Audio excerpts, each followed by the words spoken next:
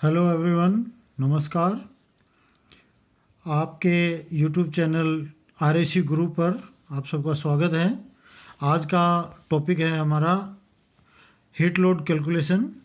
HVAC system में हम heat load का कैलकुलेशन कैसे करते हैं उसके बारे में आज हम पढ़ेंगे, क्योंकि ये एक इम्पोर्टेंट टॉपिक है। किसी भी जगह पर जब हीट लोड कैलकुलेशन करके हम एयर कंडीशनिंग की कैपेसिटी को ज्ञात करते हैं, उसके बाद ही हम एयर कंडीशनिंग के को टोटल कैपेसिटी ज्ञात करके एसी की इंस्टॉलेशन का कार्य करते हैं। एचवीएसी सिस्टम में ऊष्मा भार के कई स्रोत होते हैं। ऊष्मा भार की गणना भवन निर्माण की सामग्री, ईंट, पत्थर आदि की बनावट और प्रकृति पर एक एयर कंडीशनिंग सिस्टम की डिज़ाइन निर्भर करती है, या कह सकते हैं कि उसकी कूलिंग कैपेसिटी निर्भर करती है। कुछ मुख्य ऊष्मा लोड के साधन जो एक एयर कंडीशनिंग सिस्टम पर ऊष्मा की सप्लाई करते हैं वो इस प्रकार से हैं। ये दो प्रकार के होते हैं। पहले एक्सटर्नल हीट लोड के सोर्सेज और दूसरा है internal heat load sources. External heat load sources में जैसे दीवारों से ऊष्मा का आना, शीशों के द्वारा ऊष्मा का विकिरण विधि के द्वारा जब खिड़कियों के शीशे होते हैं उनसे ऊष्मा रूम में आती है, हीट लोड जो है उसके द्वारा रूम में होता है। नंबर 3, वायु के द्वारा ऊष्मा का जो लोड बढ़ता है कमरे में, जो इन्फिल्ट्रेशन होता है वायु का दीवारों में, खिड़कियों के द्वारा या कहीं गेट के खुलने बंद होने पर या कहीं से भी एयर लीकेज जहाँ से होती है वहाँ से वायु जो है वो रूम में प्रवेश करती है।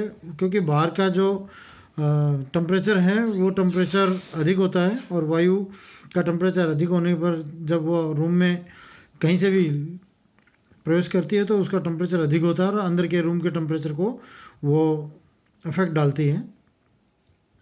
इसी प्रकार जो इंटरनल हीट लोड के जो सोर्सेज हैं वो पदार्थ की ऊष्मा, अगर मान लीजिए कोई रेफ्रिजरेटेड प्लेस है या फिर एयर कंडीशनिंग स्थान में भी कहीं कोई सामान रखा है तो उस पदार्थ की जो ऊष्मा अंदर के टेम्परेचर को अफेक्ट करती है। अगला है उपकरण के द्वारा ऊष्मा। उपकरण जैसे कमरे में पंखे लगे हैं, लाइट हैं, बल्ब होते हैं, जो कंप्यूटर, इस तरह के जो उपकरण ऊष्मा रिलीज़ करते हैं। इसके बाद है व्यक्तियों द्वारा ऊष्मा।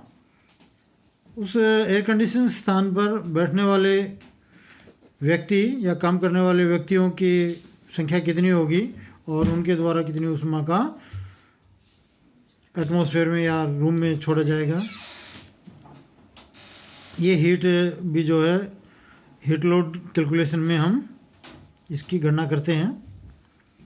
इन सभी ऊष्मा भार को की मात्रा को जोड़कर कुल ऊष्मा जो एक एसी सिस्टम पर ऊष्मा भार पड़ता है की गणना करके हम एक एसी सिस्टम की कूलिंग लोड को ज्ञात करते हैं। दीवारों से प्राप्त ऊष्मा, सबसे पहले जो एक्सटर्नल हीट लोड के जो सोर्सेज हैं उसमें दीवारों से प्राप्त ऊष्मा, इसकी कैलकुलेशन के लिए एक फार्मूला है Q = A × U × TD, temperature difference. Q ऊष्मा स्थानांतरण की दर वाट में है। A दीवारों का बाह्य क्षेत्रफल मीटर स्क्वायर में। U overall coefficient of heat transmission होता है, ये वाट पर मीटर स्क्वायर पर केल्विन में लिया जाता है। इसके साथ ही TD टेम्परेचर डिफरेंस, तापांतर, अंदर और बाहर के तापमान का अंतर होता है जो केल्विन में लिया जाता है। क्योंकि बाहर का तापमान अधिक होता है और अंदर का तापमान कम रखना होता है हमें एक रूम का, तो अंदर और बाहर के तापमान का जो अंतर आता है, बाहर वाले तापमान में से अंदर के तापमान को हम माइनस कर देते हैं। वो जो टेम्परेचर डिफरेंस है, वो टेम्परेचर डिफरेंस इस फार्मूले में मल्टीप्लाई किया जाता है। तो इस प्रकार दीवारों से जो प्राप्त ऊष्मा है Q = A × U × TD, इस फार्मूले के द्वारा हम दीवारों से प्राप्त ऊष्मा को ज्ञात करते हैं। इसके बाद है एयर चेंज लोड। जो हवा, बाहर की हवा, एयर लीकेज जो खिड़की के द्वारा या गेट में से दरवाजे के थ्रू जो अंदर आती है, उसका हम इस फार्मूले के थ्रू ज्ञात करते हैं। Q = M bracket HO - H1। इसमें Q एयर चेंज लोड है जो किलोवाट में लिया जाता है।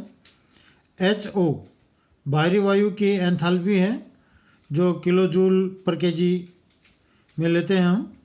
M वायु का द्रव्यमान है, मास है, जो प्रवेश हुई वायु रूम में आती है, उसका केजी पर सेकंड में लेते हैं।